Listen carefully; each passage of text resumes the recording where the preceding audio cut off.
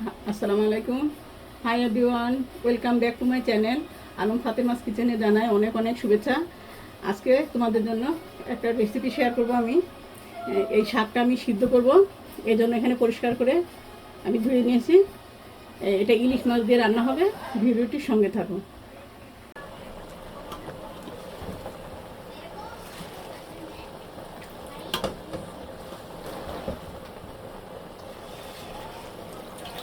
শাকটা দিয়ে দিলাম। মাছের উপরে দিলেও হবে, কিন্তু দেখা যাচ্ছে যে শাকটা আবার সিদ্ধ না হয় যদি, তখন খাওয়া যাবে না। এই জন্য এখন আমি সিদ্ধ করে তারপরে শাকের উপরে দিব, মাছের উপরে দিব। তো প্রথমে আমি এখানে তেল দিয়ে দিব। আমার প্যানটা গরম হয়ে গেছে।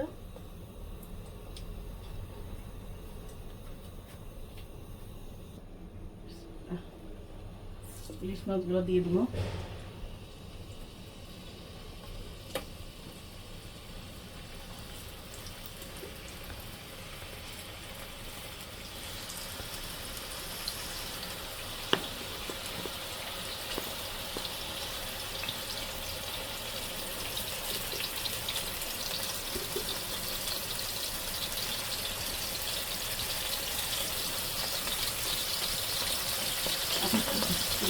ক্লিন করে তুলে নিব। এপিট ওপিট ভাজা হয়েছে। মাছটা এখন তুলে নিব। এটা হালকা ভেজে নিলাম, তাহলে ভালো লাগবে। বেশি কড়া ভালো লাগে না, ভালো লাগবে না তাহলে।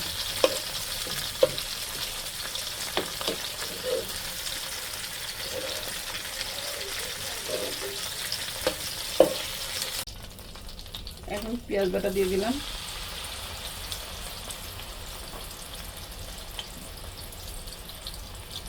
একটু আদা পেস্ট, রসুন পেস্ট দিলাম।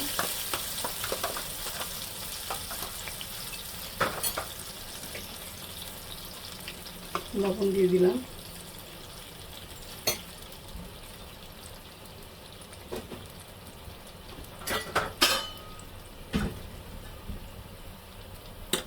ধনিয়ার গুঁড়া, জিরার গুঁড়া,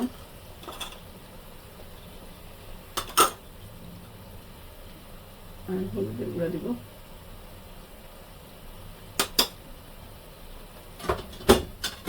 এখন তেল দিয়ে দিব।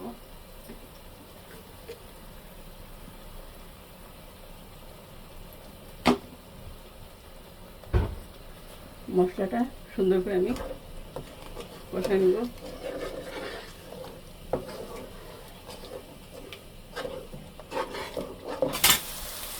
বন্ধুরা, এখন দেখো এই যে কষানো হয়ে গেছে মশলাটা। এখন আমি এখানে এই যে শাকটা সিদ্ধ করছি, এই শাকটা আমি এখানে দিয়ে দেবো।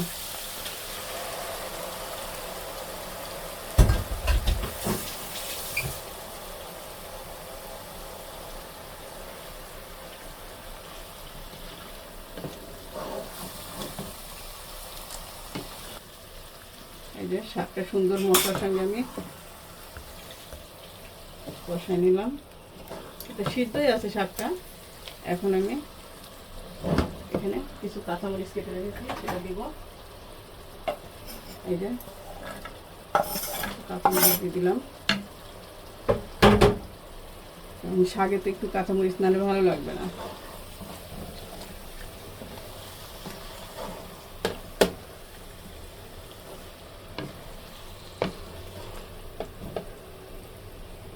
এখন পানি দিয়ে দিব। এখন আমি এই যে গরম পানি করছি, সেটা দিয়ে দিলাম শাকে। আরও লাগবে, দিয়ে দিলাম। মাছ আর একটু লাগবে। শাকটা তো সিদ্ধ আছে, এখানে আমি ঝোলের পানি দিচ্ছি। আর এখন আমি মাছগুলো দিয়ে দিব।